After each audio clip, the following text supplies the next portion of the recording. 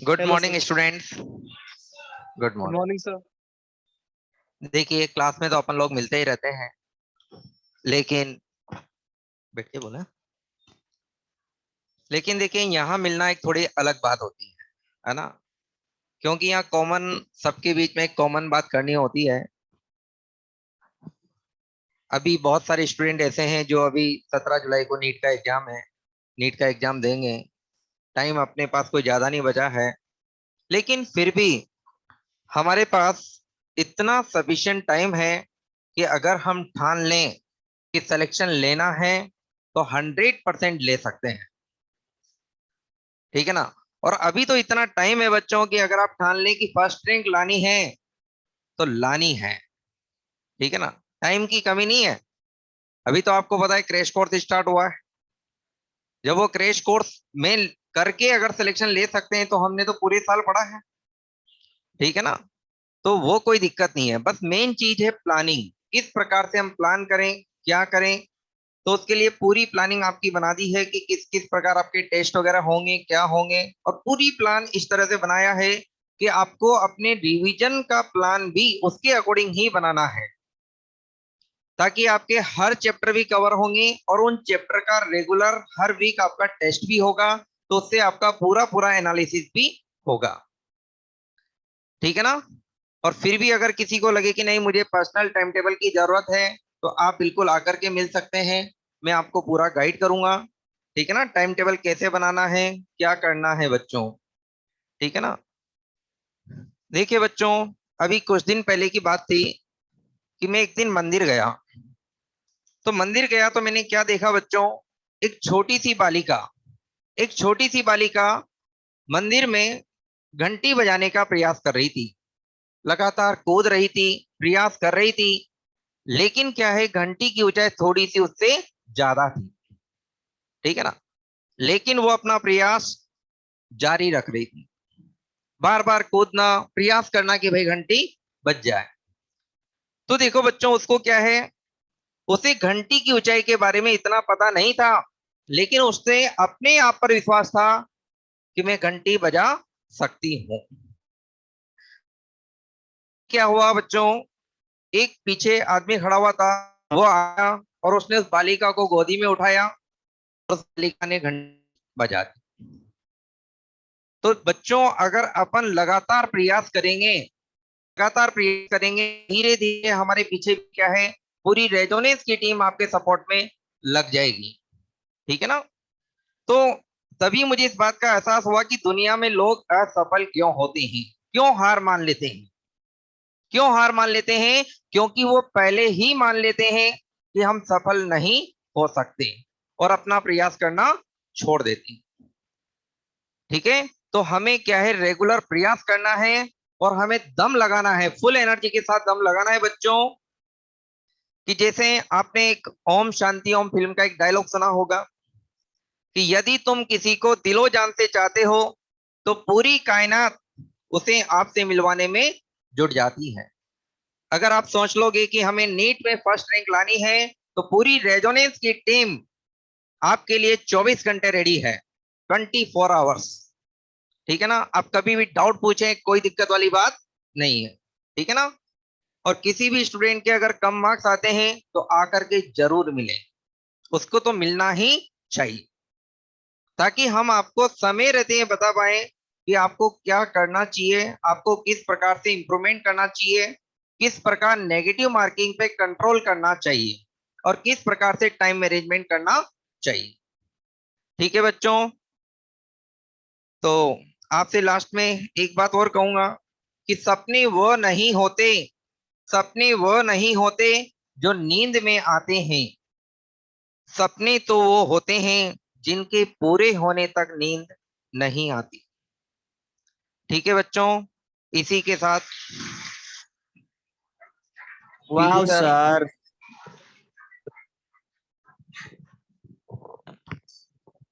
बहुत बढ़िया Manoj sir. Manoj sir बिल्कुल जैसे बच्चे की तरह चीजें को समझाते हैं, बहुत स्पष्टवादी हैं, घुमा फिरा के बात करनी नहीं आती सर को। चलिए खैर, अब मैं नेक्स्ट नीलेश सर को इनवाइट करूंगा कुछ मैंने बस बाद में कर, है ना। अब मैं बाद में करूंगा। चलिए, तो पहले गौरव सर को बार इनवाइट करते हैं। डॉक्टर गौरव, वेलकम।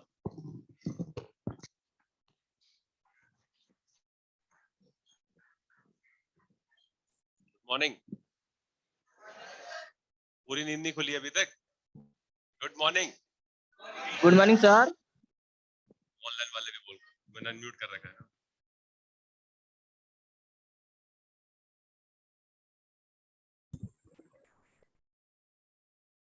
सर आवाज की सर आपकी आवाज नहीं आ रही। वॉइस नहीं आ रही। बॉस नहीं अभी आ रही है?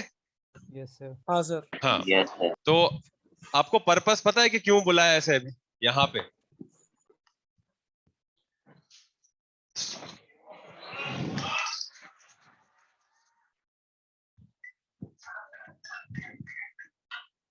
सुमित, आप बता सकते हैं कि अपन क्यों बैठे हैं यहाँ पे?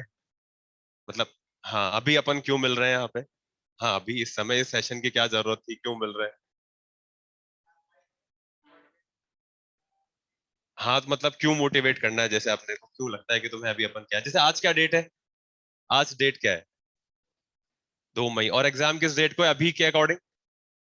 तो कितना टाइम बाकी है एग्जाम में? 2.5 महीने एग्जैक्टली बोल सकते हैं, 2.5 महीने। अभी आईपीएल भी चल रहा है। अभी ऐसा कोई है जिसे क्रिकेट नहीं पसंद है?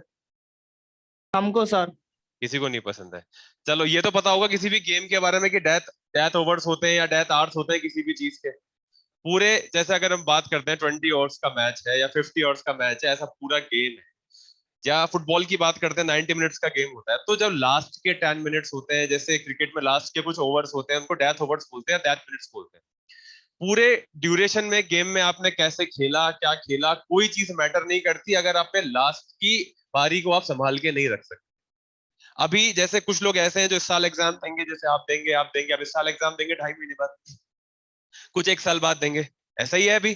तो अब ये सेशन इसलिए है कि जो 2.5 महीने बाद एग्जाम देंगे उन्हें 2.5 महीने कैसे यूज करना है, और इनको देख के कि इन्होंने पूरे साल क्या किया और अभी 2.5 महीने में क्या करेंगे, जिनको 1 साल बाद एग्जाम देना उनको भी ये समझना है कि हम 1 साल की प्लानिंग कैसे करनी है। मेन सेशन फोकस है एग्जाम ओरिएंटेड, कि हमें एग्जाम को कैसे अप्रोच करना होता है, पूरे साल क्या किया था और लास्ट मोमेंट पे क्या करना। तो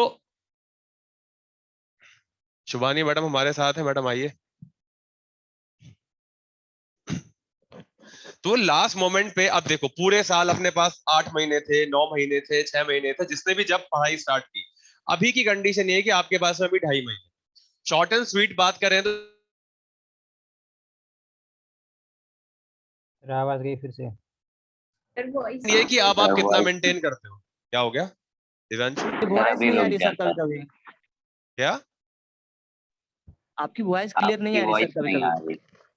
मेरी वॉइस तो यहाँ बहुत सही से आ रही है, पता नहीं सर। एक बार लोकल अपना बट चेक करो यहाँ पे नहीं नेटवर्क। आ रही सबके सर। साथ प्रॉब्लम है क्या वॉइस की? इससे Yes, sir. कभी कभी कट रही है सर। सर अब ठीक है सर, अभी सही है, आप कंटिन्यू चलो, कीजिए। तो अब आपके पास 2.5 महीने हैं। अभी तक आपने क्या किया था वो मैटर करेगा। अगर आप पूरे साल कंसिस्टेंटली पढ़ रहे थे, आपके पास एक प्लानर है, आपके पास एक टाइम टेबल है, दैट इज इंपॉर्टेंट। बट अगर अब तक नहीं था या अब तक अपन स्टेबल नहीं हो पाए, तो ये चीज कोई बहुत ज्यादा मैटर नहीं करेगी अगर आप 2.5 महीने को ढंग से यूज कर लोगे। और ये बात मैं इसलिए बोल सकता हूँ क्योंकि मैंने जब नीट के लिए कोर्स ज्वाइन किया था, मैंने ज्वाइन किया था दिवाली की वेकेशन के बाद। पहली बार जब मैंने बायोलॉजी पढ़ी थी तो दिवाली वेकेशन के बाद में पढ़ी थी। मेरा बैकग्राउंड मैथमेटिक्स था, ये पता है सबको। तो मैं जब बायो में स्विच हुआ था तो मैंने पहली बार बायो पढ़ी थी दिवाली के बाद में, और हमारा एग्जाम भी मई में हुआ था। 5 मई को एग्जाम था हमारा, ठीक है। तो मैंने सिर्फ 4 महीने टोटल पढ़ाई की थी। आप बोल सकते हो नवंबर में दिवाली वेकेशन थी, मैंने 4 महीने टोटल पढ़ाई की थी, 4 महीने में तीनों सब्जेक्ट पढ़े थे एंड स्कोर भी किया था, तो आपके सामने। तो अब तुम पूरे साल से पढ़ रहे हो, कम से कम 4-5 महीने से तो पढ़ ही रहे हो। हर कोई, ऐसा कोई है जिसने अभी 1 महीने पहले पढ़ाई स्टार्ट की है जस्ट और एग्जाम देना 2 महीने बाद? कोई नहीं होगा।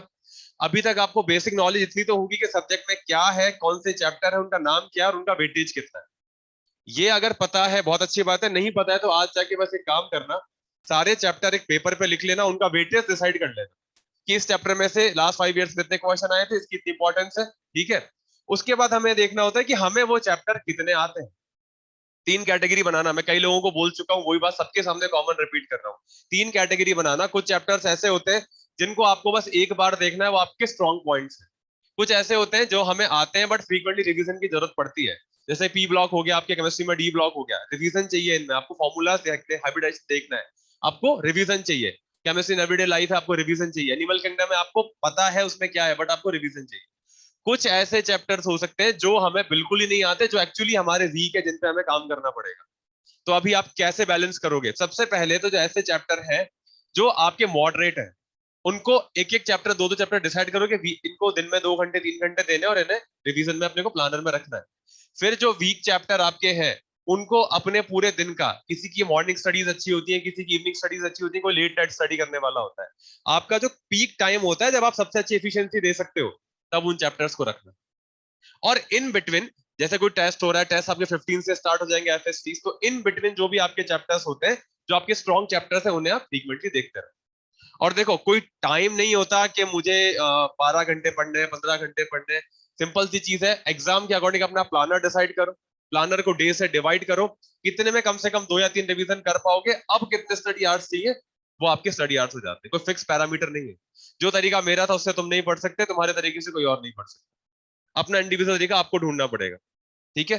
क्योंकि पढ़ाई ही नहीं होती, लाइफ में बहुत सारी चीजें होती हैं। घर में कोई बात हो गई, कोई और हेल्थ प्रॉब्लम चल रही है, सारी चीजें, पर नीट में ऐसा कोई कॉलम नहीं है इसके लिए रिजर्वेशन मिलेगा। तो इन सब के साथ में तुम्हें पढ़ाई करनी है, तो पढ़ाई का प्लानर खुद का बनाना पड़ेगा। जैसे सर ने बोला, मनोज सर ने, कि कोई भी अगर कंफ्यूजन है प्लानर कैसे बनाए या अगर बना दिया तो एग्जीक्यूट कैसे होगा, उस रिगार्डिंग तुम किसी भी फैकल्टी से बात कर सकते हो, किसी भी समय बात कर सकते हो, जो अवेलेबल हो। सबका सिनेरियो कॉमन ही होता है, कोई तुम्हें अलग से ऐसा नहीं बताएगा कि मैंने अगर ए बोल दिया तो मनोज सर बी बोल रहे हैं, पीजी सर सी बोल रहे हैं, ऐसा कभी नहीं होता। ए और ए डैश जितना डिफरेंस होता है, बोलने का तरीका सबका अलग होता है, पर टारगेट सबका सेम है, तो अप्रोच भी सबकी सेम होती है, ठीक है? ये तो हो गई ज्ञान की बात है जो एग्जाम के लिए करना होता है। इंपॉर्टेंट पॉइंट क्या है जो तुम सुनने के लिए यहाँ पर आए हो? सर, पढ़ाई। फोकस नहीं होता पढ़ने के लिए, प्लानर तो दिन भर का बनाते हैं, शाम तक वो फॉलो नहीं होता, तो कोई रीजन ढूंढा है किसी ने कि क्यों फॉलो नहीं होता? बताओगे क्यों फॉलो नहीं होता? प्रियदर्शी, कोई भी प्लानर बनाते, तुमने प्लानर तो बहुत बनाया, फॉलो क्यों नहीं होता कोई भी चीज? हो जाता है, अब होने लग गया, तो क्या बात है, इंप्रूवमेंट है। राज, कुछ ऐसा है? अच्छा, होने लग गया। अच्छा, मतलब यूनिट एलिगेटर, नीलेश सर का फेवरेट एलिगेटर है। हाँ, कोई और ऐसा? मैडम, प्लानर फॉलो हो जाता है आपका जो बनाते हैं? अच्छा, कोई ऐसा है जो प्लानर बनाता है जिसको लगता है कि मैंने बनाया तो बहुत अच्छा है, बट फॉलो नहीं होता? क्यों नहीं होता मैडम फॉलो?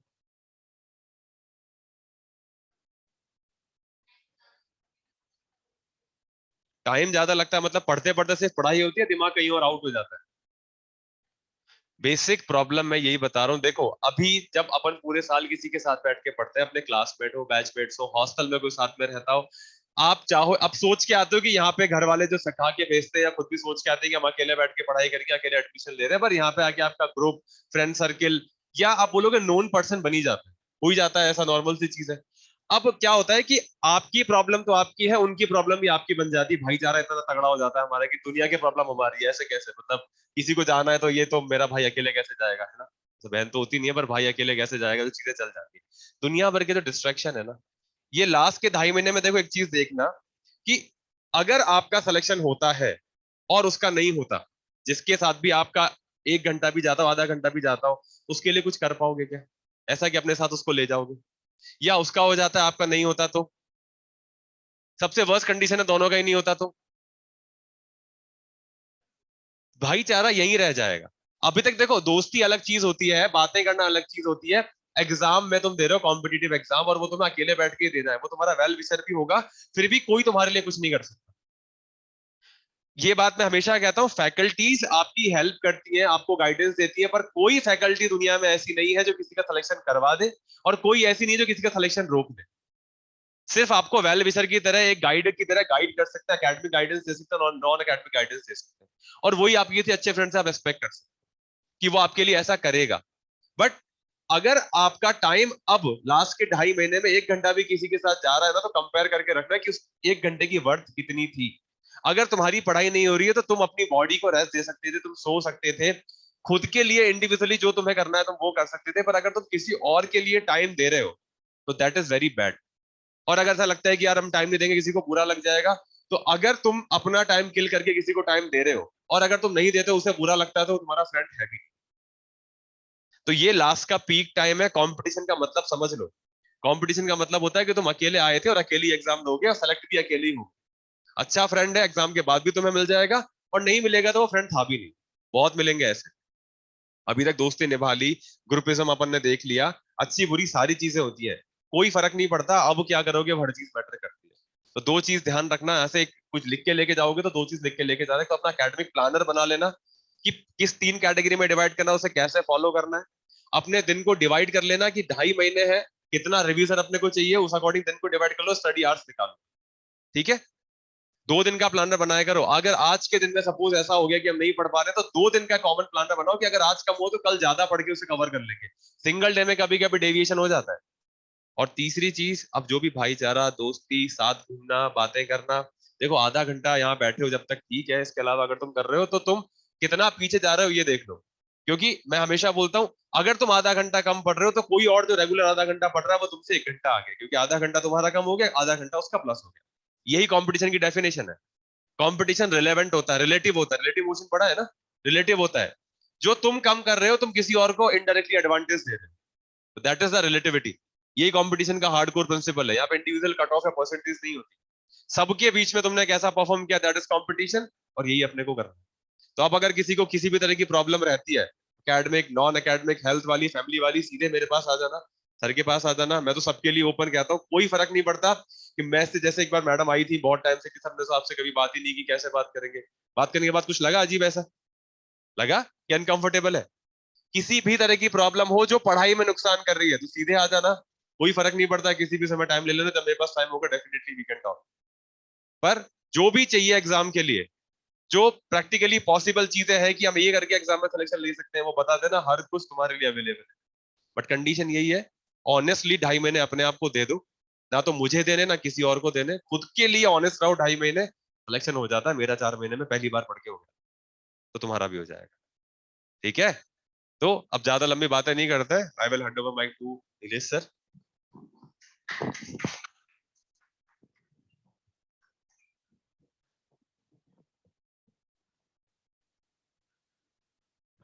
Afternoon everybody. मैं आप में से बहुत से लोगों से पहली बार इंटरेक्ट कर रहा हूँ, and I don't have much experience of NEET, लेकिन मैं अपने एक पर्सनल एक्सपीरियंस से कुछ बातें जरूर शेयर करना चाहता हूँ, है ना। I just need a white board for some time, या ठीक है। सो मैं अपने एक पर्सनल एग्जाम का एक्सपीरियंस बताता हूँ। Ma'am can you stop using the mobile please, it's very important, you can go out and use it. We have to maintain the sanctity of a session.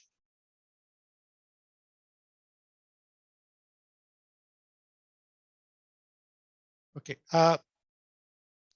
my background is, I'm basically aeronautical engineer, then I went to IIM Ahmedabad for PhD.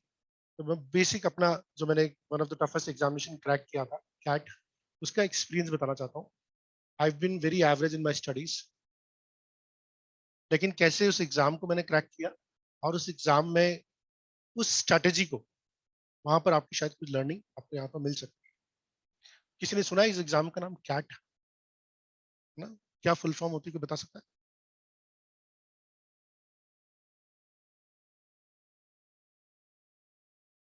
एक जना बोलो, एक जना, सब लोग बोलेंगे तो आवाज नहीं आएगी। Common admission test for IIMs. हमारे, हम जब अंडर ग्रेजुएट कर लेते हैं, ग्रेजुएशन कर लेते हैं, तो उसके बाद एमबीए करने के लिए हम एक एग्जाम होता है जिसका नाम था कैट।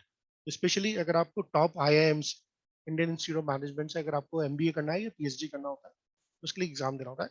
और सबसे बढ़िया, जैसे आप एम्स दिल्ली मानते हैं ना, सबसे बढ़िया ड्रीम कॉलेज होता है, या आईआईटी मुंबई आपका ड्रीम, जो बच्चे आईआईटी तैयारी कर रहे हैं उनके लिए आईआईटी मुंबई ड्रीम कॉलेज होता है।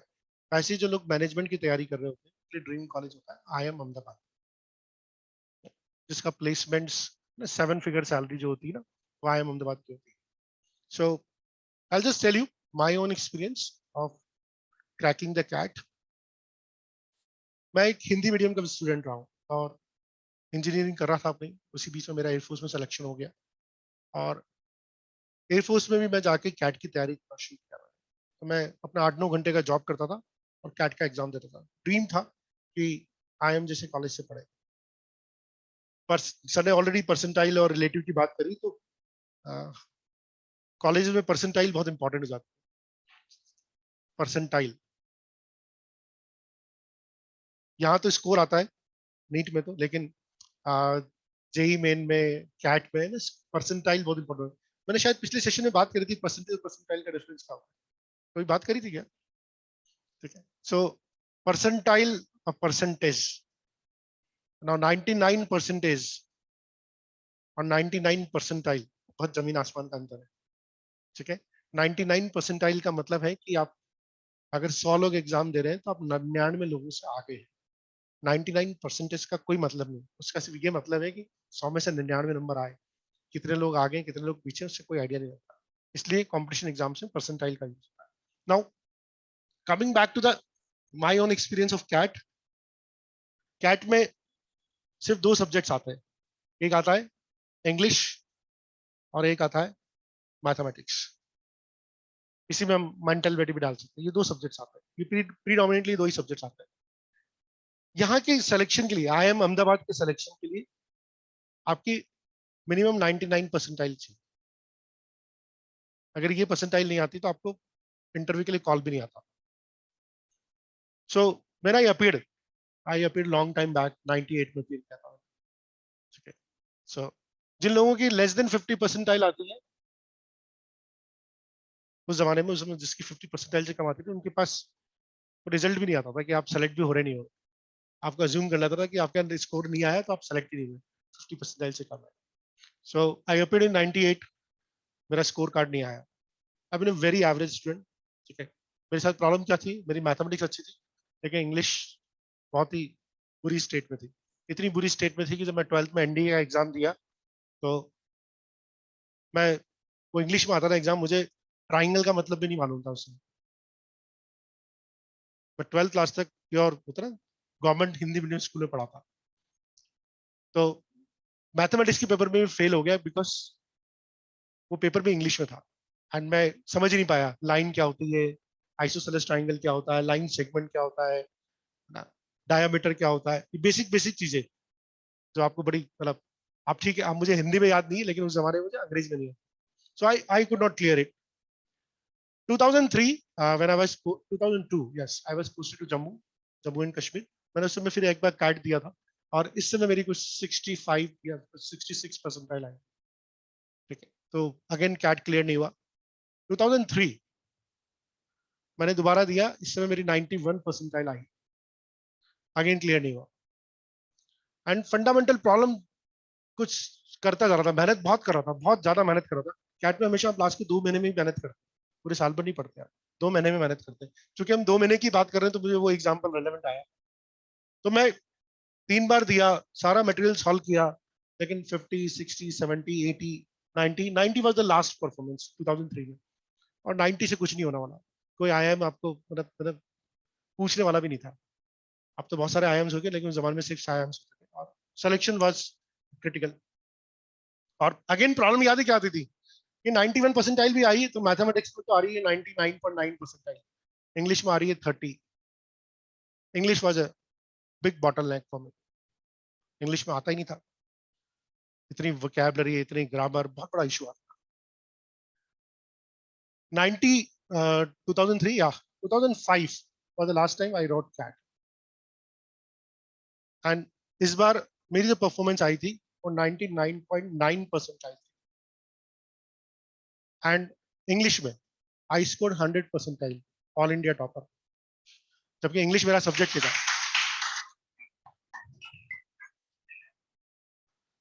Now something which was a very weak point of me for so long, 4 years and 5 years. 12th में मैंने आपको बैकग्राउंड बता दिया, मुझे ट्राइंगल का मतलब नहीं मालूम था, एंड 2005 में मैथमेटिक्स में ज्यादा इंप्रूवमेंट नहीं हुआ लेकिन इंग्लिश में there was a substantial improvement. And why it happened, because there were certain things जो मुझे लेटर ऑन फिगर आउट हुई। ऐसा नहीं था कि 2005 में मैंने नंबर ऑफ प्रैक्टिस आवर्स बहुत बढ़ा दिए हो, कुछ नया मटेरियल सॉल्व किया हो, material was the same, number of practice hours was the same, but the strategy changed. Now what those 2 or 3 जो salient points है मैं आपको strategy बताऊंगा, if you can relate yourself with that, है ना, अगर आप अपने आप को relate कर सकते हैं तो आप ना कैसे अपनी लाइफ में उसको उतारते हैं, ये important है। जनरली हम जो दिन की शुरुआत करते हैं, पढ़ाई की शुरुआत करते हैं, which subjects you pick up? Physics, bio, कुछ लोग बायो पिकअप करते हैं, कुछ केमिस्ट्री पिकअप करते हैं, कुछ लोग फिजिक्स पिकअप करते हैं। मैं जब अपने दिन की शुरुआत करता था तो मैं मैथमेटिक्स पिकअप करता था। मेरे को बायो नहीं पढ़नी थी, मेरे को केमिस्ट्री नहीं पढ़नी थी, मेरे को फिजिक्स नहीं पढ़नी थी, मुझे सिर्फ मैथ्स और इंग्लिश पढ़नी थी। मैं अपने दिन की शुरुआत मैथमेटिक्स से करता था। मैं अपने दिन की शुरुआत मैथमेटिक्स से करता था क्योंकि मैथमेटिक्स मेरा फेवरेट सब्जेक्ट था।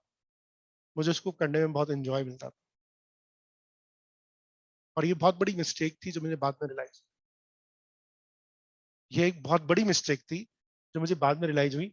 मैं अपने, और जब मैथमेटिक्स करते करते मैं थक जाता था, है ना, फटीग आ जाता था, टायर्डनेस आ जाती थी, बोर्डम आ जाता था, तब मैं इंग्लिश को उठाता था। या जब टेंशन आना शुरू हो जाती थी यार इंग्लिश पढ़ाई की समस्या, तब मैं इंग्लिश उठाता था।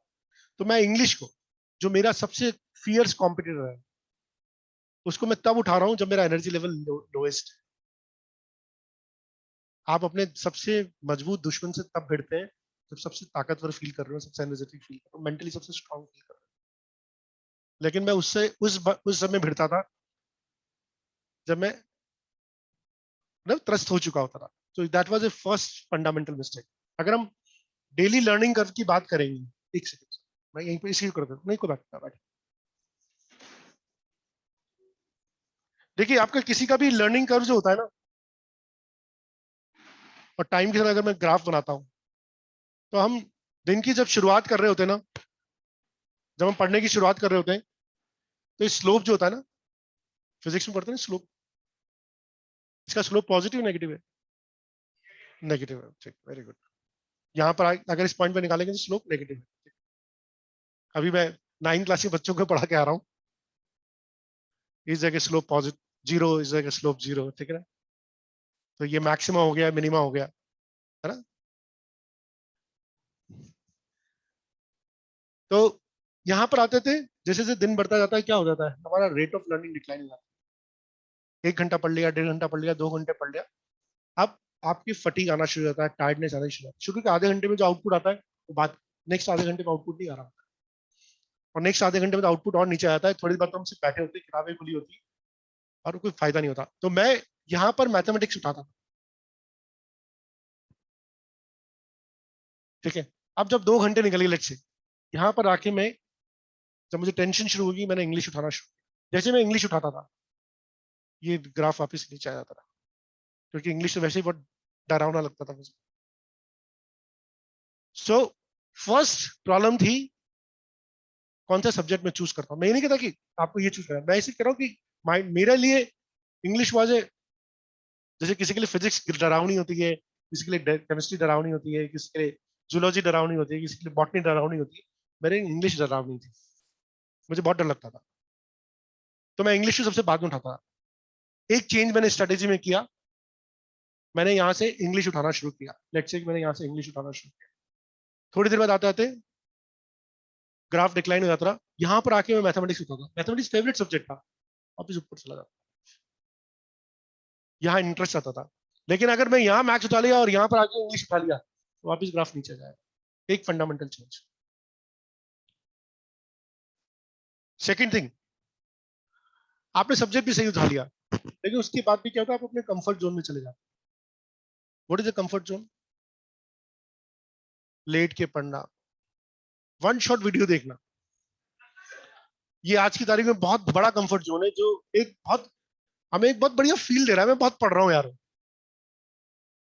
हम अपनी बहुत सारी एनर्जी वन शॉट वीडियो में या यूट्यूब पे लगा देते हैं, और जैसे ही प्रॉब्लम सॉल्विंग का टाइम होता है, तब तक हमारा मूड चेंज हो चुका होता है, हम कुछ और करना शुरू करते हैं।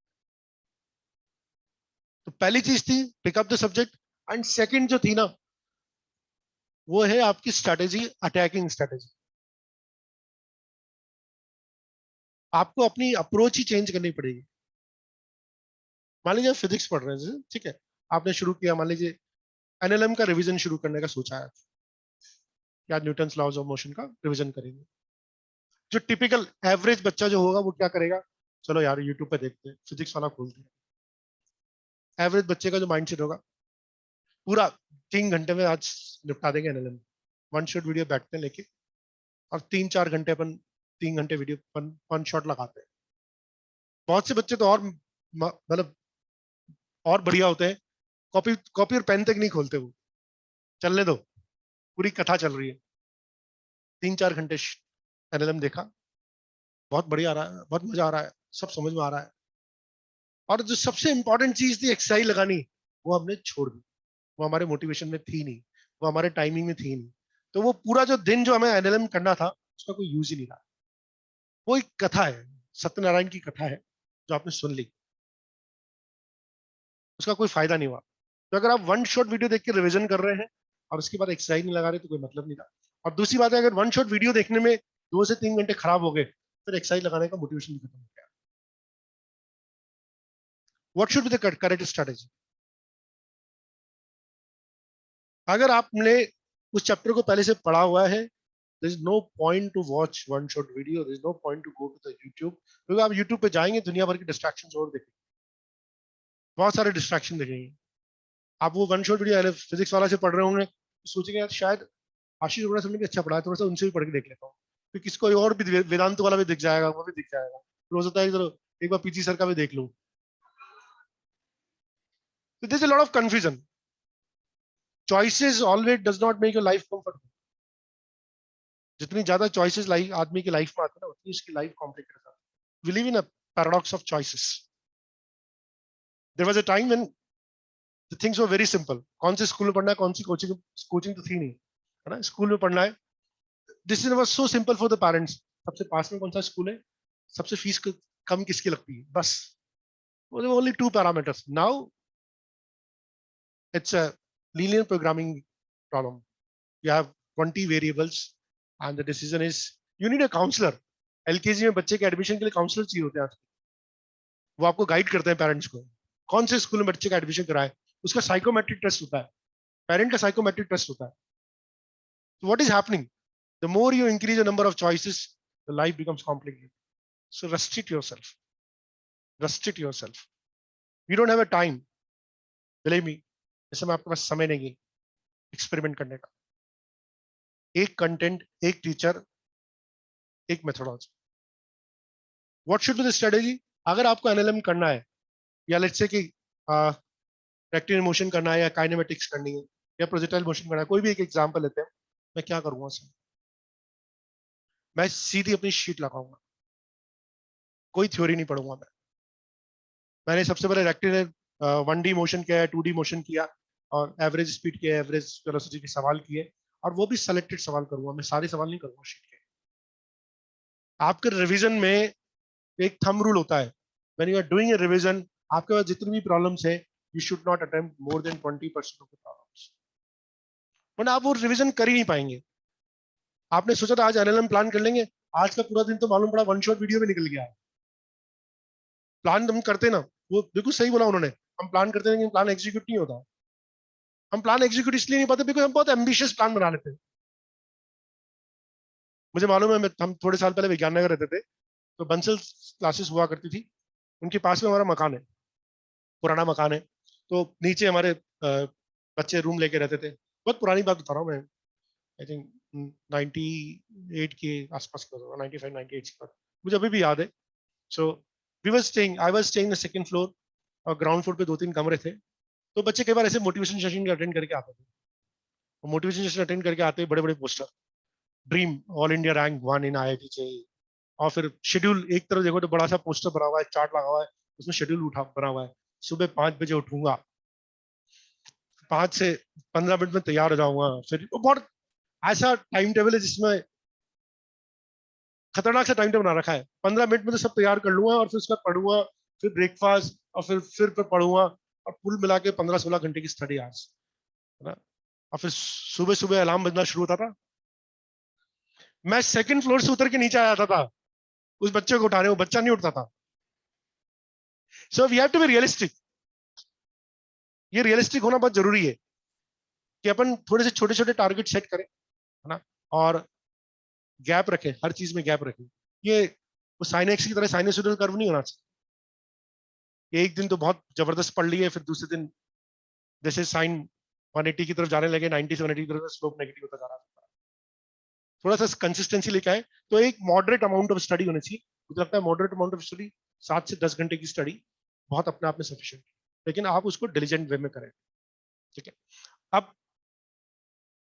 काइनेमेटिक्स अगर आप कर रहे हैं तो 20% तो रिवीजन प्रॉब्लम नहीं है। तो आपको आपकी जो एक्सरसाइज है नीट में, जैसे फिजिक्स की एक्सरसाइज देखी, तो वहां पर already topic wise question segregated है, सब टॉपिक वाइज क्वेश्चन सेग्रीगेटेड है। और अगर आपने पहली बार जब वो शीट करी होगी, आपने कहीं ना कहीं कोई क्वेश्चन को सर्किल किया होगा कि क्वेश्चन मुझे नहीं आते, या इन क्वेश्चन में आपने कोई एक्सटर्नल हेल्प ली होगी, या ये क्वेश्चन देख के लगता है कि ये शायद मुझे दोबारा। जब आप 20% प्रॉब्लम चूज कर रहे हैं तो 20% प्रॉब्लम्स वो चूज करें जो आपको पहली बार में भी दिक्कत आई थी। यानी कि नहीं मैं तो आज बिल्कुल है ना, कई बार अपने आपको सुपर हीरो समझने लग जाते हैं, मोटिवेशन अटेंड करना सुपर हीरो। जैसे आप सलमान खान की मूवी देख के आओ ना, दबंग वमंग, तो क्या होती, क्या फीलिंग आती, बस अब तो सबको उड़ा दूंगा मैं। वो 15 मिनट बाद वो सब जैसे वास्तविक दुनिया में आते हैं ना, तब लगता नहीं हम वैसे ही थे, कुछ नहीं होने वाला। तो एक रियलिस्टिक असेसमेंट जरूरी है, 20% प्रॉब्लम्स पे चाहिए। और वो 20% प्रॉब्लम्स अगर आप 1 से लेकर 50 तक की सारी प्रॉब्लम सॉल्व करने लगे, तो मैं बता रहा हूँ आप 10वीं 12वीं पे आके खत्म हो जाएंगे, आगे बढ़ ही पाएंगे। जब भी हम एक्सरसाइज 1 से लेकर शुरू कर देते ना, हम अटक जाते हैं और लास्ट की प्रॉब्लम हमारी मशीन छूट जाती है। फिर इसके बाद अरे यार आज का टाइम निकल गया, दूसरा चैप्टर उठा लो, कुछ और उठा लो। अगर हमें रिवीजन टाइम पे करना है तो 20% प्रॉब्लम्स को, इस कॉन्सेप्ट को बहुत ध्यान से समझना पड़ेगा। और आप सीधी क्वेश्चंस कीजिए, ऑब्वियसली आप क्वेश्चंस करेंगे, और क्वेश्चन भी वो कीजिए जो पहली बार में आप अटके थे। कंफर्ट जोन में मत जाइए, अटैकिंग स्ट्रेटेजी की बात करें, कंफर्ट जोन में जाने की बात नहीं करें। कंफर्ट जोन में जाना है तो आराम से 1 शॉट वीडियो देखिए और जिंदगी को एंजॉय कीजिए, वो कंफर्ट जोन है। बहुत बढ़िया लगता है, अलग पांडे सर पढ़ाते हैं, क्या मजा आ गया, दुनिया भर की बातें भी हो रही है, अभी तो उनकी एंगेजमेंट भी होगी, तो उसकी भी वीडियो देख सकते हैं साथ साथ में, शॉर्ट 1 शॉट भी देखने को मिल जाएंगे, सब चीज देखने को मिल जाएगी। पर यूट्यूब पे गए नहीं और सब्जेक्ट का सत्यानाश हुआ नहीं, ये मान के चलिए। आप यूट्यूब पे कब जाना है वही बताऊंगा मैं आपको, पर अगर आप शुरू में यूट्यूब पे चले गए, 1 शॉट पे चले गए, तो वो खत्म है, वो चैप्टर उस दिन का रिवीजन खत्म है, वो टाइम वेस्ट है प्योर। कैसे जाना है वो भी हम यहाँ पे डिसाइड करेंगे। तो आपने क्या किया, वो प्रॉब्लम्स करना शुरू किया। ऑब्वियसली सारी प्रॉब्लम नहीं होगी आपसे, लेकिन किसी प्रॉब्लम पे है ना, उससे वो ना ईगो मत पालिए, नहीं हुई कोई बात नहीं, एक बार ट्राई कीजिए, 2 बार ट्राई छोड़ दीजिए। हाँ, अगर लगता है कोई पर्टिकुलर कॉन्सेप्ट में प्रॉब्लम, मान लीजिए मुझे एवरेज वेलोसिटी का कॉन्सेप्ट ही समझ में नहीं आया, वो ढंग से लगाया नहीं आया कि 2uv अपन u1 u प्लस v करना है कि d1 d2 upon d1 plus d2 by 2 करना है, बहुत बेसिक सा कॉन्सेप्ट है। मान लीजिए मैं उस पर्टिकुलर कॉन्सेप्ट को शीट में से रिवाइज कीजिए, लेकिन पूरे चैप्टर को रिवाइज करने में बैठ जाएगा, अगेन कंफर्ट जोन में नहीं जा रहा हूँ, चलो यार एक बार मैं पूरी थ्योरी पढ़ लेता हूँ यार, और थ्योरी पढ़ने बैठे, सॉल्व एग्जाम्पल करने बैठे, निकल के 3 घंटे, काम खत्म, कोई फायदा नहीं हुआ उसका। जब तक आप क्वेश्चंस नहीं करेंगे, जब तक आप क्वेश्चंस नहीं लगाएंगे, तब तक कोई फायदा नहीं हुआ। तो रिवर्स अप्रोच, पहले वीडियो नहीं देखना, पहले थ्योरी नहीं पढ़नी, पहले सॉल्व एग्जाम्पल नहीं करने, सीधे सीधे अटैक करना, सीधे क्वेश्चंस करने। और क्वेश्चन करते वक्त ये रियलाइज करना है मेरे कौन सा टॉपिक वीक है, मुझे ग्राफ में प्रॉब्लम आ रही है, कि मुझे प्रोजेक्टाइल मोशन में प्रॉब्लम आ रही है, कि मुझे मैक्सिमम रेंज में प्रॉब्लम आ रही है, हाइट में प्रॉब्लम आ रही है, ट्रेजेक्टरी इक्वेशन में प्रॉब्लम आ रही है, कहाँ प्रॉब्लम आ रही है, ये क्वेश्चन करते वक्त रियलाइज करना है। हाँ, अगर क्वेश्चन नहीं हो रहे तो उस पर्टिकुलर कॉन्सेप्ट को 5 मिनट के लिए 10 मिनट के लिए रिविजिट कर लीजिए, अपने नोट्स खोल लीजिए, अपनी शीट खोल लीजिए, लेकिन ये नहीं कि फिर आप इस वीडियो को खोल के बैठ गए। उस कॉन्सेप्ट को रिविजिट करने के लिए आप थोड़ा 10-15 मिनट के लिए वापस शीट पे जा सकते हैं। तो अगर हम ऐसे करेंगे तो 2 घंटे में भी हम एक सब्सटेंशियल आउटपुट पहुंच पाएंगे, उसके बिना मुश्किल हो पाएगा रिविजन। तो रिविजन करते वक्त टाइमिंग को लेकर बहुत इंपॉर्टेंस है, क्योंकि मैंने जनरली देखा है कि 90% लोगों को रिविजन इसलिए फेल हो जाते हैं बिकॉज हम टारगेट तो बहुत एम्बिशियस कर लेते हैं, लेकिन आपकी जो माइंड की वर्किंग कैपेसिटी है ना, वो 7-8 घंटे ही है, आप उससे काम नहीं कर सकते एफिशिएंसी के साथ। ऐसा नहीं कि एग्जाम आ गया तो मैं 15 घंटे पढ़ लूंगा, मैं बातचीत करना बंद कर दूंगा, मैं खाना खाना बंद कर दूंगा, मैं घूमना बंद कर दूंगा, नहीं होने वाला सब कुछ। वो 2-4 दिन हो सकता है। You have to still live like a human being, कोई चेंज नहीं आना चाहिए आपकी हाइट, ठीक है। हाँ, अप्रोच सिंसियर हो जानी चाहिए, है ना, अप्रोच सिंसियर हो जानी चाहिए। टेक्निक मैं आपको बता सकता हूँ, जिस बंदे ने टेक्निक डेवलप करी थी, पोमोडोरो टेक्निक, इसको नोबेल प्राइज भी मिल चुका है, इसको सर्च भी कर सकते हैं। ये टेक्निक ऐसी कुछ टेक्निक्स है जिसको बोलते हैं टाइम मैनेजमेंट टेक्निक्स है, इनको हम यूज कर सकते हैं, जहां पर अपने पूरे टाइम, स्टडी टाइम को आप 25 मिनट्स की स्लॉट्स में डिवाइड कर दें। 25 मिनट्स के स्लॉट्स में डिवाइड कर दीजिए। 25 मिनट्स नो इंटरप्शन, एक बार 25 मिनट बैठिए बस।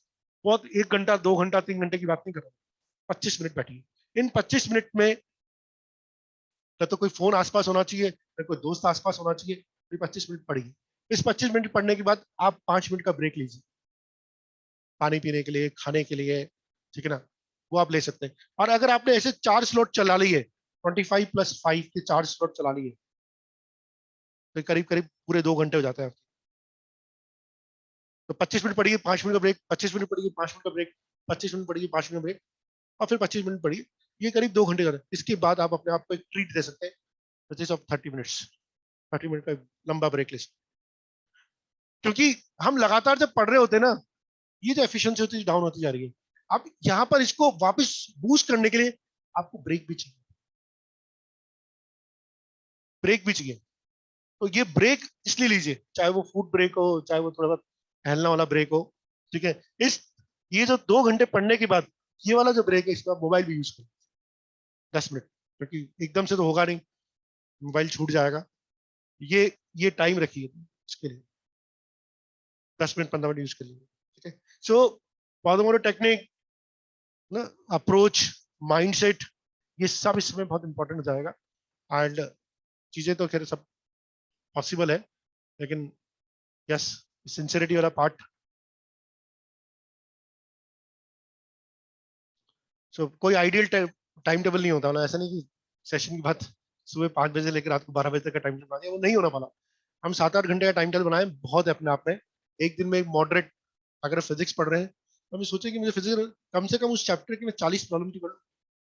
हम सोचेंगे 500 प्रॉब्लम कर लूंगा। जनरली क्या होता है, रिवीजन करते हुए बैठते हैं तो हम क्या गलती कर देते हैं, हम दुनिया भर का मटेरियल इकट्ठा कर लेते हैं। शीट इकट्ठी कर ली, डीपीपी है, डीपीपी इकट्ठी कर ली, 2-4 किताबें वो भी इकट्ठी कर ली, सब बस फोड़ डालूंगा, सबका डालूंगा, सब फोड़ दूंगा आज, और शाम तक कुछ नहीं होता हमारा, फूट ही जाते हैं हम, खुद ही फूट जाते हैं हम। तो इसको बैलेंस आउट करने के लिए बहुत जरूरी है कि हम बहुत लिमिटेड जाएं। मतलब आपको एनएलएम रिवाइज करनी है तो मैं रिकमेंड करूंगा, you should not attempt more then 50 problems, तभी एनएलएम रिवाइज कर पाएंगे। और अगर आपने शीट, डीपीपी, इन सब की प्रॉब्लम्स को टोटल कर लिया, मुझे लगता है 500 प्रॉब्लम्स होगी, 300 प्रॉब्लम्स होगी, नहीं कर पाएंगे, रिवीजन हो ही नहीं सकता 300 प्रॉब्लम, 3 दिन चाहिए इसके लिए, तो हो नहीं सकता। अगर हम टारगेट लेके चलेंगे, मुझे 30 से लेके 40 प्रॉब्लम करनी है, 30 से लेके 50 प्रॉब्लम करनी है, जो मैंने बोला था 20% रूल, तो 200 प्रॉब्लम्स है, तो उसका 20% 40 प्रॉब्लम करनी है, 40 प्रॉब्लम कीजिए आप। लेकिन प्रॉब्लम वो उठाइए जो सोचने में मजबूर कर दे, जो कॉन्सेप्ट को रिविजिट करने में मजबूर कर दे, और उन 40 प्रॉब्लम करने के बाद आप ज्यादा कॉन्फिडेंट फील करेंगे rather than one shot video देखने के बाद। तो यहाँ पर अप्रोच आपको यूज करनी होगी। That's all. हाँ, thank you.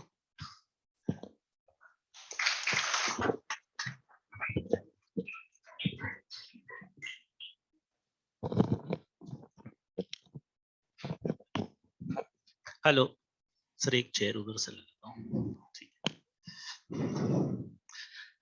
Good morning students and thanks to Nilesh sir. हमें एक डिफरेंट वे में आज इन्होंने मोटिवेट किया, क्योंकि पिछली बार भी शायद ज्यादा कुछ बता नहीं पाया था, लेकिन अभी इन्होंने अपनी जो स्टडी है उसके बारे में बताया और बहुत अच्छा लगा मुझे भी। अब हम जैसे यहाँ पर अभी कोई 11th क्लास का स्टूडेंट है एमए बैच का? कोई भी नहीं है, है ना? हाँ, चलिए खैर। 12th क्लास के स्टूडेंट हैं जो मुझे नजर आ रहे हैं, सब नजर आ रहे हैं, है ना? और रिपीटर्स के हैं अपने। तो 12th वाले जो स्टूडेंट है उनका तो टारगेट 2023 में नीट में अपीयर होने का है। बाकी मैक्सिमम स्टूडेंट जो है 2020 में अपीयर होंगे। तो मैं आज वैसे मोटिवेशन सेशन का जो मेन पर्पस है वो अपना जो इस साल नीट का एग्जाम देंगे उन स्टूडेंट्स के लिए है, लेकिन डेफिनेटली अपने सीनियर से अपन को काफी कुछ सीखने को मिलता है। तो डेफिनेटली ये आपको बहुत अच्छा रहेगा कि हम जो सीनियर ने कुछ गलती की, जो भी की XYZ, उससे भी हम सीख सकते हैं। जरूरी नहीं हम गलती करके खुद ही सीखें, दूसरों की गलती से सीखते हैं तो ज्यादा बेनिफिट होता है। तो उसी पॉइंट ऑफ व्यू से यह है। तो हमने रिवीजन प्लान सब लोगों ने मिलकर आपके लिए बनाया ही है, और वो आपको शेयर भी कर दिया कि किस तरह से अपने टेस्ट होंगे। जैसे 15 मई को अब अभी जो भी टेस्ट है, हमने 1 तारीख का टेस्ट किसी कारणवश कैंसिल करना पड़ा, कुछ रॉन्ग कम्युनिकेशन के कारण, बट अब 15 मई को आपका टेस्ट है सभी का, है ना। और 15 मई को जो टेस्ट है वो 11th फुल सिलेबस पर है। उसके बाद जो टेस्ट है, हमने 6 टेस्ट प्लान किए हैं, जिनको आरपीटी 1 से लेकर 6 तक दिया है। 3 आरपीटी जो है 11th क्लास के हैं, और 3 आरपीटी जो है 12th क्लास का, जो टोटल सिलेबस है उसको ब्रेकअप किया है। तो पहले, और यही प्लान ऑलमोस्ट जो नेक्स्ट ईयर आप लोगों के लिए रहेगा रिवीजन प्लान, वो सेम यही फॉलो करेंगे अपन। तो जो पहले 3 आरपीटी हैं वो तो हर संडे संडे, है ना। उसके बाद जो आरपीटी 3 कंप्लीट होने के बाद आपका एक एफएसटी है, जिसमें 11th का फुल सिलेबस आएगा, और वो आरपीटी 3 खत्म होते ही नेक्स्ट डे ही है, क्योंकि उसके लिए अपन को प्रिपरेशन की कोई रिक्वायरमेंट है नहीं। अपन आरपीटी 1, 2, 3 के 11th का पूरा सिलेबस अपन रिवाइज कर ही चुके हैं, तो उसके लिए अपन ने कोई टाइम गैप नहीं रखा है। उसके बाद वापस आरपीटी 4, 5, 6 हर संडे को होंगे। 6 आरपीटी खत्म होने के बाद नेक्स्ट डे 12 सिलेबस पर टेस्ट है, ठीक है। ये करीब मेरे ख्याल से प्लान चल रहा है 3 जुलाई तक, जिसमें 6 के 6 आरपीटी कंप्लीट हो गए, और 11th और 12th पर फुल सिलेबस अलग अलग टेस्ट हो गए। आफ्टर 3 जुलाई के बाद मेरे ख्याल से 7th जुलाई को है, 10th जुलाई को, इस तरह से अपन ने फुल सिलेबस टेस्ट रखे हैं। और अराउंड मेरे ख्याल से 15 जुलाई तक, क्योंकि 17 जुलाई को अपना एग्जाम है, तो 15 जुलाई तक करीब 5-6 टेस्ट अपने फुल सिलेबस के प्लान है, ठीक है। तो ये अपनी कुछ रिवीजन प्लानिंग है। इसके अलावा हम, जैसे मैंने फिजिक्स में आपको ध्यान है, एमआर बेच का अपना कोर्स कंप्लीट हो गया है, एमआरएस बेच का थोड़ा बहुत कोर्स बाकी है, और अभी मैं एमआरएस बेच में पढ़ा रहा हूँ, तो काफी सारे स्टूडेंट एमआर बेच में भी वो क्लासेज अटेंड, एमआर स्टूडेंट भी क्लासेज अटेंड कर रहे हैं। और मैं बता दूं, जैसे रिवीजन प्लान तो हमने कर ही रखा है स्टार्ट, लेकिन इसके पैरेलल अगर वन शॉट वीडियो पर अपन नहीं जाएं, जो 1 घंटे में करंट इलेक्ट्रिसिटी खत्म करने का अपना प्रॉमिस करते हैं, या 2 घंटे में यूट्यूब पर मिल जाता है। अगर मैं आपको बताऊं करंट इलेक्ट्रिसिटी के मैं सिर्फ फॉर्मूले भी लिखूं क्लास में, वो समझाने भी बैठता हूं, तो मुझे करीब 3 to 4 आवर्स की रिक्वायरमेंट होती है। अभी ध्यान है आपको, मैंने अभी जस्ट कैपेसिटर स्टार्ट किया है, और कैपेसिटर जिस स्टाइल में मैं पढ़ा रहा हूँ उसमें बहुत फास्ट ट्रैक पे जा रहा हूँ, और लगभग फॉर्मूले ही बता रहा हूँ, मेन कंसेप्ट ही, लेकिन उसमें भी मुझे 3-4 क्लासेस की रिक्वायरमेंट लग रही है। और ये मैं बता दूं, मैंने ये जो मैं रिवीजन प्लान स्टार्ट करता हूँ स्पेशली फिजिक्स में, मैंने हर साल करता हूँ, ऐसा नहीं कि इसी साल कर रहे हैं, और इससे बहुत अच्छा आउटपुट आता है स्टूडेंट्स का, क्योंकि पूरा कोर्स एक बार पूरी फिजिक्स 2-2.5 महीने में आपके सामने से निकल जाती है, पूरे के पूरे टॉपिक्स पूरे डिटेल में। और एक कंडेंस स्टडी जो आप कहते हैं ना कि सर हम इतना कितना पढ़े, तो कंडेंस स्टडी आपको हो जाती है इससे, तो ये बहुत बेनिफिशियल रहेगा जो हमने ये स्टार्ट किया है। तो इसको अटेंड कर सकते हैं। अगर किसी को कॉन्फिडेंस है थ्योरी में, तब तो कोई अटेंड करने की जरूरत नहीं है, लेकिन अगर कॉन्फिडेंस लूज हो रहा है, थ्योरी पार्ट में हम वीक हैं, और हम हिम्मत ही नहीं कर पाते रिवीजन के टाइम की, सीधी जैसे नीलेश सर ने कहा कि सीधा अपने वीक पॉइंट पर स्ट्राइक करो, लेकिन वीक पॉइंट पर स्ट्राइक हम तब करें जब थोड़ा बहुत हमें कॉन्फिडेंस हो, हमें सब्जेक्ट के बारे में पता हो कि नहीं, थोड़ा बहुत हमें आता है, तब तो हम उस पर स्ट्राइक कर सकते हैं। लेकिन हमें लग रहा है कि मैंने 6-8 महीने पहले पढ़ा था ये चैप्टर, उसके बाद दोबारा उठाया ही नहीं, तो मैं सीधा प्रॉब्लम पर अटैक नहीं कर सकता। तो उस पॉइंट ऑफ व्यू से अगर किसी की इस तरह की कंडीशन है, तो वो ये रिवीजन क्लासेज अटेंड करे, उसको बेनिफिट होगा डेफिनेटली। क्या चीज? हाँ, रिवीजन क्लासेस भी है। रिवीजन क्लासेस हमने अभी हर सब्जेक्ट की, क्योंकि फैकल्टी अपने कंफर्ट के हिसाब से, या जो उनको लगता है जिसकी रिक्वायरमेंट लगती है उसके हिसाब से वो अपने लेवल पे डिजाइन कर लेंगे सब्जेक्ट एक्सपर्ट। तो मैंने अभी ये फिजिक्स के लिए ही रिवीजन क्लासेस स्टार्ट कर रहा हूँ, है ना। बाकी सब्जेक्ट के लिए आप फैकल्टी से रिक्वेस्ट कर सकते हैं, फैकल्टी आपको बता देगी कि किस तरह की रिक्वायरमेंट है, उस तरह से अपन काम कर सकते हैं। अब एक दूसरा पॉइंट हम कहते हैं, हम कोई भी टारगेट सेट करते हैं लाइफ में, कोई भी चीज हम पाना चाहते हैं, तो उसके लिए मेरी यही है कि कोई भी टारगेट आप अचीव करना चाहते हैं, तो उसके लिए जितनी रिक्वायरमेंट है उससे थोड़ा सा ज्यादा सोचें, उससे थोड़ी सी ज्यादा मेहनत करें।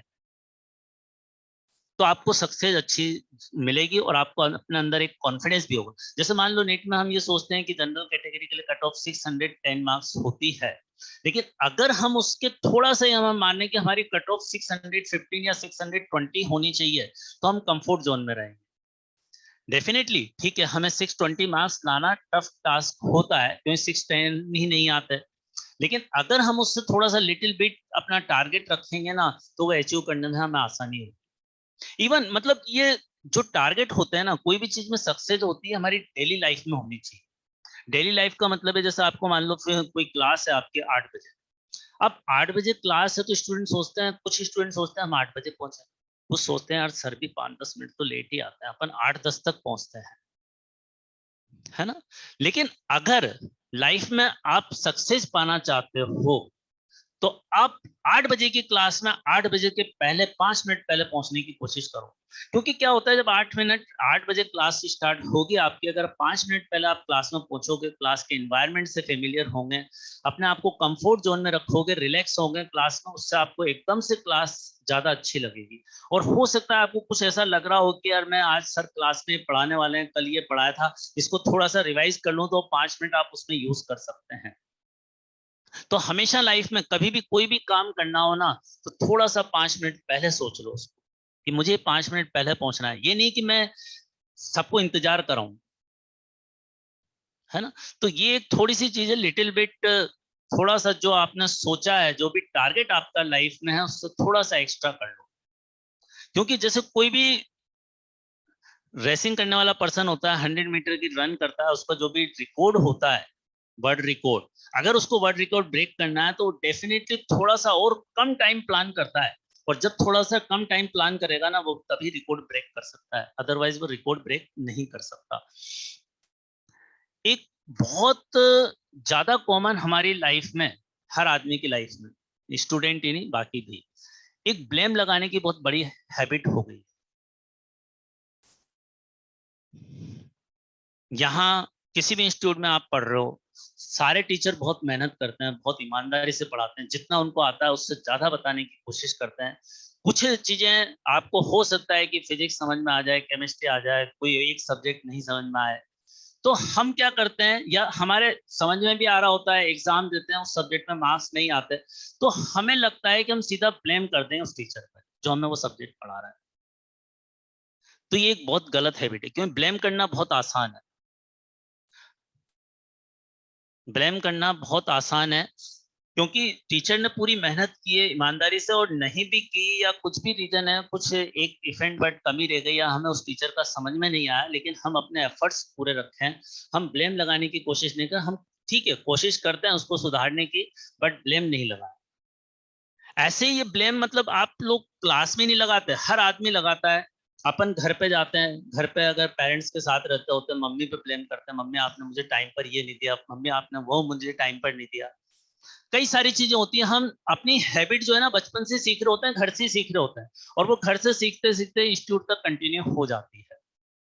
ये बहुत नॉमिनल मतलब बहुत ज्यादा आज की तारीख में फ्रीक्वेंटली स्टूडेंट्स के साथ होता है कि हम चीजों को ब्लेम करना, अपना अपन तो मेहनत नहीं कर रहे, अपनी मेहनत में कुछ कमी रह गई, लेकिन अपन उस चीज को नहीं पहचान कर किसी और पे ब्लेम लगा देते हैं कि ये मेरा दोस्त था, ये मुझे पार्टी में ले गया।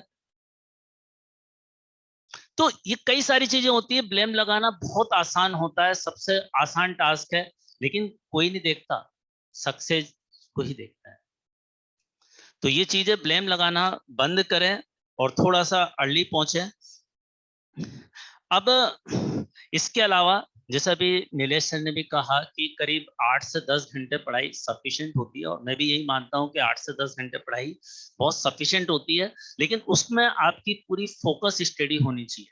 फोकस स्टडी का मतलब जैसे सर ने एक टाइम मैनेजमेंट के बारे में बताया कि 25 मिनट्स के स्लॉट में आप पढ़ाई करो, उसके बाद 5 मिनट का ब्रेक दे दो, और फिर उसके बाद 4-5 स्लॉट कंप्लीट होने के बाद आप 20 मिनट्स का एक ब्रेक दो, अपने आप को ट्रीट दो। ये बहुत अच्छा रहता है। कभी भी आप कोई टारगेट डिसाइड करते हैं कि मैंने आज ये एनएलएम का चैप्टर कंप्लीट किया, और जब सक्सेसफुल कंप्लीट हो जाए तो अपने आप को बधाई भी दो, अपनी पीठ भी थपथपाओ, क्योंकि क्या होता है छोटे छोटे शाबाशी से, छोटे छोटे प्राइजेस से ही हमें एक मोटिवेशन मिलता है। हम लोग ने आज मोटिवेशन रखा, इसके पहले मेरे ख्याल से 3 महीने पहले मोटिवेशन रखा था। तो ऐसा नहीं है कि एक दिन मोटिवेशन रहेगा, इसका असर 3-4 दिन तक, 4 दिन तक रहेगा, लेकिन मोटिवेशन सेल्फ मोटिवेशन होना चाहिए, क्योंकि वो लाइफ लॉन्ग रहेगा। अपने आप को खुद मोटिवेट करो कि नहीं, मुझे अपना टाइम का बहुत सदुपयोग करना है, और लाइफ में हमारा टाइम का बहुत अच्छा मैनेजमेंट होना चाहिए। टाइम हमारा किल नहीं होना चाहिए। जैसे मैं ये मानता हूं कि लगभग हमें डेली 8-9 घंटे की नींद सफिशिएंट होती है, और कम भी नहीं होती। ऐसा नहीं है कि हमारा टारगेट कितना भी बड़ा हो, 8-9 घंटे से कम हम नींद को कर दें, क्योंकि उसमें क्या होता है कि हम उतना अच्छी तरह से फोकस नहीं कर पाएंगे। 8-9 घंटे की नींद जो है 2 टुकड़ों में ली जा सकती है, 6 घंटे की एक नाइट में और 2 घंटे की दिन में किसी एक ब्रेक में। अब कई लोग क्या करते हैं, अपनी नींद को कम कर लेते हैं, 5-6 घंटे कर लेते हैं, और फिर क्या होता है, पढ़ाई कर रहे होते हैं, चेयर पे बैठे रहते हैं, किताब खुली रहती है, लेकिन नींद आ रही होती है। 1-2 घंटे तो ऐसे ही पास हो जाते हैं, पता ही नहीं लगता है कि हम कहाँ अपने 1-2 घंटे वेस्ट करते हैं। उससे बेटर है कि जब हम जो काम करें वो अच्छे ढंग से करें। ये एक बहुत जरूरी टास्क है। और टाइम का बहुत, अगर मैंने अलार्म लगाया है 6 बजे का, 6 बजे का उठने का मतलब सिंगल वॉइस में ही पहले अलार्म नहीं उठना है। हमने जो प्लान किया है ना अपने लिए, उस प्लान को एग्जीक्यूट करने की पूरी शिद्दत से काम करना है। उसमें ये नहीं कि 6, अगर तुम्हें 6 बजे नहीं उठ पा रहे तो तुम 7 बजे का अलार्म लगाओ, लेकिन 7 बजे फिर अलार्म लगाते ही आपको उठना है, और आपने जो प्लान किया है कि 10 मिनट में मैं जो भी फ्रेश व्रेश होना है वो कंप्लीट करके फिर पढ़ाई में बैठूंगा, तो वो बैठे। क्या होता है, हमने 5 बजे का अलार्म लगा दिया, 1 घंटे तक हम उठने की कोशिश ही कर रहे हैं, तो ये 1 घंटा हम जो किल करते हैं ना, इसकी कीमत बहुत महंगी पड़ती है, और वो शायद हम चुका भी नहीं पाते कभी। तो ये कुछ चीजें हैं। और टाइम हमारे पास कभी ऐसा नहीं होता है कि आज हमारे पास 2-2.5 महीने बचे हैं और ये टाइम बहुत कम है। 2-2.5 महीने बहुत होते हैं पूरी चीजों को दोबारा से पढ़ने के लिए, लेकिन सर हमारी विल, हाँ सर 9 घंटे सोने के बाद भी नींद आती है, फिर क्या करें? 9 घंटे सोने के बाद भी नींद आती है तो 15 घंटे सो। लेकिन ये मैं आपको एश्योर कर दूं कि कोई भी इंसान 15 घंटे तक नींद नहीं निकाल सकता। आलस कर सकता है, वो नींद नहीं आ सकती उसको, ये मेरी गारंटी है। अगर तुम 15 घंटे 1-2 दिन सोओगी, 6 महीने 15 घंटे नहीं सो सकती, ये गारंटी तो देता हूं। हम कोई आलस इंसान करते इतनी हैं। देर नहीं सो सकता, ठीक है। लेकिन नींद आनी चाहिए, बिस्तर पे लेटे रहना नींद नहीं है, वो टाइम पास करना है, वो आलस है। आलस को त्यागना है अपन को, नींद को नहीं त्यागना। नींद को कभी भी त्यागोगे तो सब खत्म हो जाएगा। 15 घंटे नींद आ रही है, 15 घंटे सो, कोई प्रॉब्लम नहीं है, ठीक है। ठीक है सर। अच्छा, तुमने नोट तो कर लिया ना? ड्रॉप कर दूं मैं? तुमसे गलती से ग्रुप कैसे छूट गया था फिजिक्स का, प्रियंका? सर क्या बताएं, हमेशा हो जाता है ये। हाँ, हमेशा हो जाता है ना। नींद में रहती हो ना, आपकी नींद पूरी करना। और एक और चीज दूसरी प्रियंका के बारे में बताऊंगा। अभी जैसे मैंने आपको बताया कि क्लास में टाइम पर आना चाहिए, टाइम से 5 मिनट पहले आना चाहिए। इन जनरल मैंने कुछ स्टूडेंट्स को देखा है जो क्लास में, उनमें से एक प्रियंका है, क्लास में टाइम के पहले होती है। तो एक अच्छी हैबिट है ये। अब किसी ने अभी लेटेस्ट मूवी जर्सी देखी क्या? शाहिद कपूर पर बेस्ट मूवी है। और अच्छा, साउथ वाली देखिए। हाँ, तो स्टोरी तो ऑलमोस्ट सेम है ही। तो अभी जब नीलेश सर बता रहे थे अपने आईएम की तैयारी के बारे में, तो मैं बस उसको, अभी मैं कल ही देख कर आया हूँ मूवी, तो उसी को, उस मूवी को ही मैं वहां से रिलेट कर पा रहा था कि उस मूवी में जो शाहिद कपूर हीरो होता है, वो 36 की एज में वापस से रीस्टार्ट करता है अपना गेम। 24-5 की ये एज में वो कुछ कारण से वो गेम को ब्रेक कर देता है, लेकिन 36 में वापस स्टार्ट करता है। तो नीलेश सर ने भी अराउंड 30 की एज में ही वापस आईएम की तैयारी, या पहले से कर रहे थे, लेकिन आईएम की तैयारी जो उसमें सिलेक्शन हुआ 30 की एज में हुआ इनका। और जब इनका सिलेक्शन हुआ था, इनकी शादी हो चुकी थी, 2 बच्चे थे, है ना। तो उस एज में जाकर फिर आईएम में पढ़ाई करना तो सब age is just a number. और जो हमारा नीट का एग्जाम है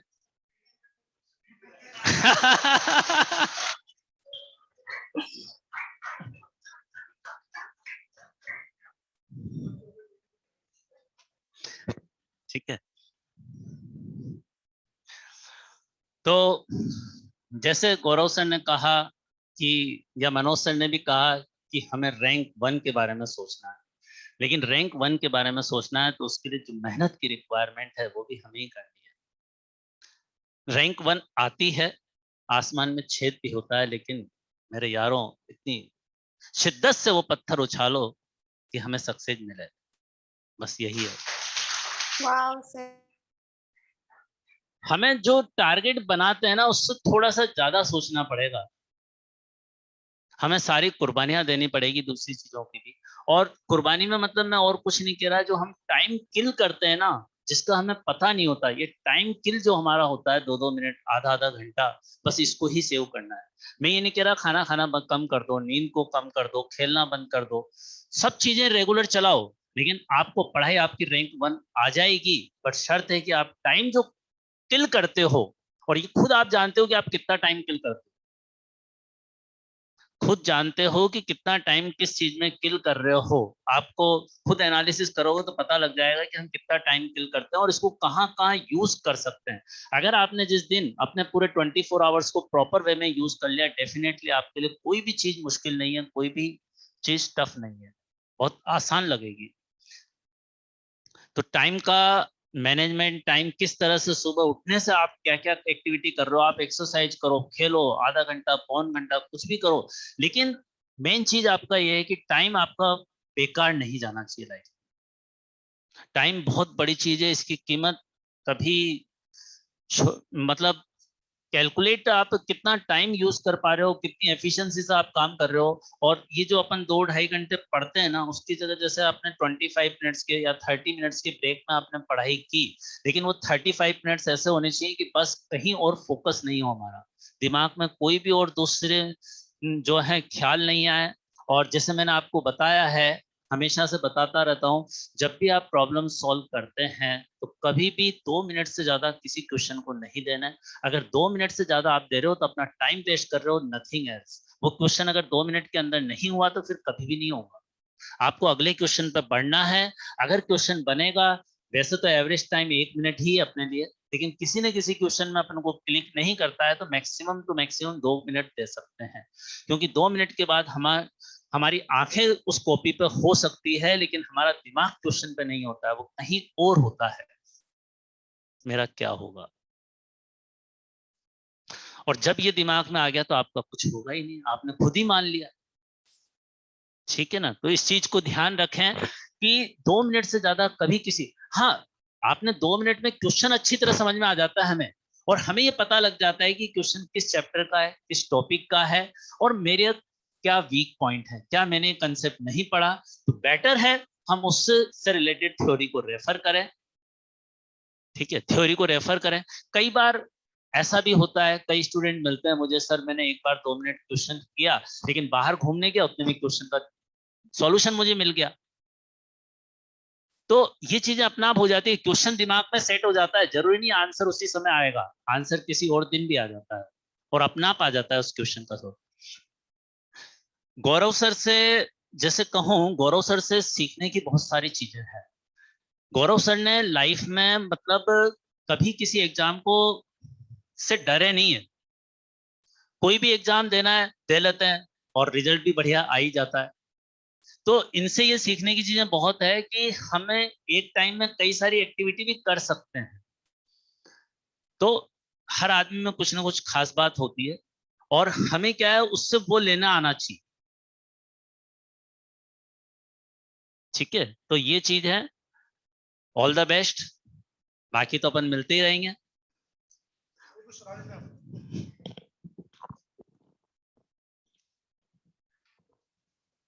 गाना वाला तो नहीं गाते हैं कि तो कुछ और सुना दो।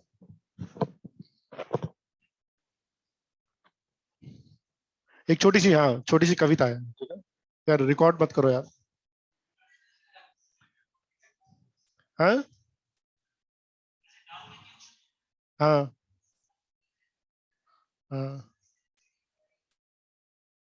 बेटा, जब हम टेस्ट देंगे ना, तब टेस्ट तो 3 घंटे का देंगे, पर रोज 3 घंटे की सिटिंग में पढ़ना तो वो तो प्रैक्टिकल नहीं हो पाएगा। आप वीक में एक टेस्ट दीजिए, वो 3 घंटे की सिटिंग के साथ दीजिए, लेकिन आप सोचेंगे जब भी पढ़ने बैठेंगे 3 घंटे की स्लॉट में पढ़ने बैठेंगे, वो इम्प्रैक्टिकल हो जाएगा।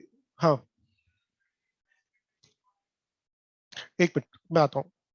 जो लोग मैराथन दौड़ते हैं ना, 42 किलोमीटर, वो रोज मैराथन नहीं दौड़ते हैं। जो लोग मैराथन दौड़ने की प्रैक्टिस कर रहे होते हैं, वो रोज मैराथन थोड़ी दौड़ते हैं। व्हाट इज मैराथन का रूल? आपको मालूम मैराथन का रूल क्या होता है? रनिंग का एक रूल होता है कि अगर आप रोज जितना दौड़ते हैं, x किलोमीटर दौड़ते हैं, at any given day which is for you is the day, आप उस दिन उसका 6x दौड़ सकते हैं। ये एथलेटिक्स का एक अंडरलाइंग प्रिंसिपल होता है। If you run x kilometres per day, that on in any day, जिस दिन आपको चैलेंज किया जाएगा, जिस दिन आपका अल्टीमेट डे होगा, you can run 6x times. तो अगर आपको 42 किलोमीटर किसी दिन मैराथन में परफॉर्म करना है, तो ऐसा तो नहीं कि जो मैराथन रनर से रोज 42 किलोमीटर दौड़ते हैं, ऑन एन एवरेज रोज 6 से 7 किलोमीटर दौड़ते हैं। वो अपनी एनर्जी को रिजर्व रखते हैं, जिस दिन डे आएगा उस दिन उनको अपना परफॉर्म करना। ठीक है, तो 3 घंटे नीट में पढ़ना है, एग्जाम देना है, तो ऐसा तो नहीं कि रोज ही 3 घंटे एक बार में सिटिंग करनी, वो जबरदस्ती की सिटिंग है। आप अभी लर्निंग के हिसाब से सिटिंग कर रहे हैं, वहां पर आपको एग्जाम डिलीवरी के हिसाब से सिटिंग करनी, दोनों में डिफरेंस है। ठीक है, आपका कुछ क्वेश्चन था? यस। तो कोई बात नहीं, हम 5 मिनट का तो ब्रेक ले रहे हैं बेटा, फिर दोबारा कंटिन्यू कर लेंगे ना। मतलब कहीं जा नहीं रहे, वहीं रह रहे हैं, 5 मिनट का ब्रेक ले रहे हैं हम। फिर 5 मिनट में खाना पीना, है ना, वॉशरूम जाना, बस इतना से ही 5 मिनट होता है, और कुछ नहीं। हाँ जी।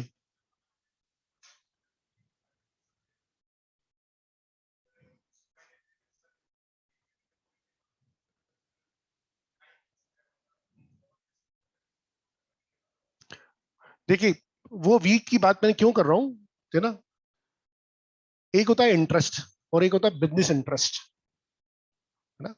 मेरे को वो काम करना चाहिए जिसमें मुझे मैक्सिमम आउटपुट मिले। तो मैं अपने लिए एग्जांपल दिया था, I was already scoring 98-99 percentile in mathematics. Despite that, I was putting my 75% of the study time in the mathematics.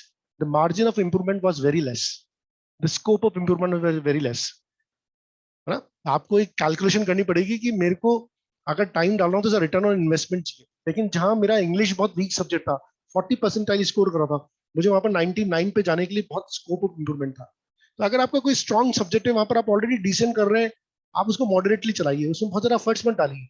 लेकिन जो वीक सब्जेक्ट है, वहां पर आपको एक सब्सटेंशियल अमाउंट टाइम चाहिए, बिकॉज वहां पर आप इंप्रूवमेंट लेवल भी बहुत बड़ा है। आप वहां पर 10% भी इंप्रूव करेंगे, और वहां पर जो आपका ऑलरेडी स्ट्रॉन्ग सब्जेक्ट है, वहां पर 1% का इंप्रूवमेंट करेंगे, आप देखिए रिटर्न ऑन इन्वेस्टमेंट क्या आ रहा है। तो ये थोड़ी सी आपको कैलकुलेशन करनी होगी।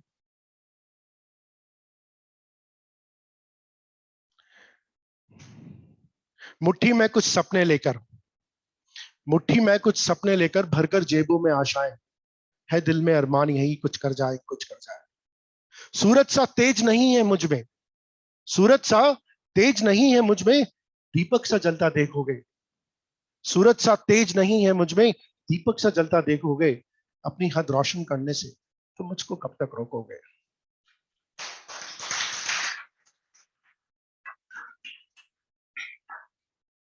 मैं उस माटी का वृक्ष नहीं, मैं उस माटी का वृक्ष नहीं जिसको नदियों ने सींचा है। मैं उस माटी का वृक्ष नहीं जिसको नदियों ने सींचा है। बंजर माटी से पलकर मैंने मृत्यु से जीवन खींचा है। मैं पत्थर पे लिखी इबारत हूं, मैं पत्थर पे लिखी इबारत हूं। शीशों से कब तक मुझको तोड़ोगे, मिटने वाला मैं नाम नहीं, तुम मुझको कब तक रोकोगे। इस जग में जितने जुल्म नहीं, इस जग में जितने जुल्म नहीं, उतने सहने की ताकत है। इस जग में जितने जुल्म नहीं, उतने सहने की ताकत है। तानों के शोर में रह के भी सच कहने की आदत है।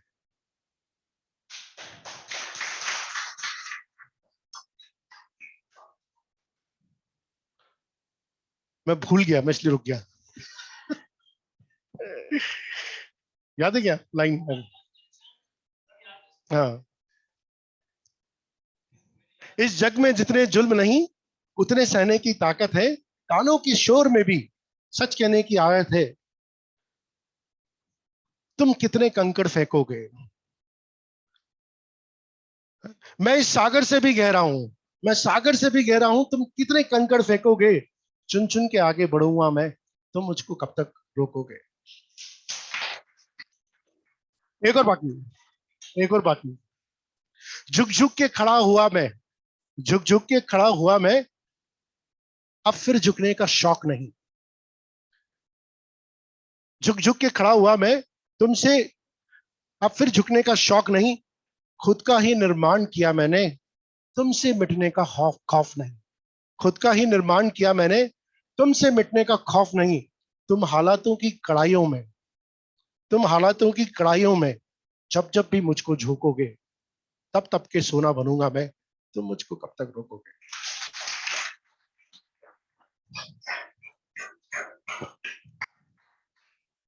Thank you for being such a wonderful audience.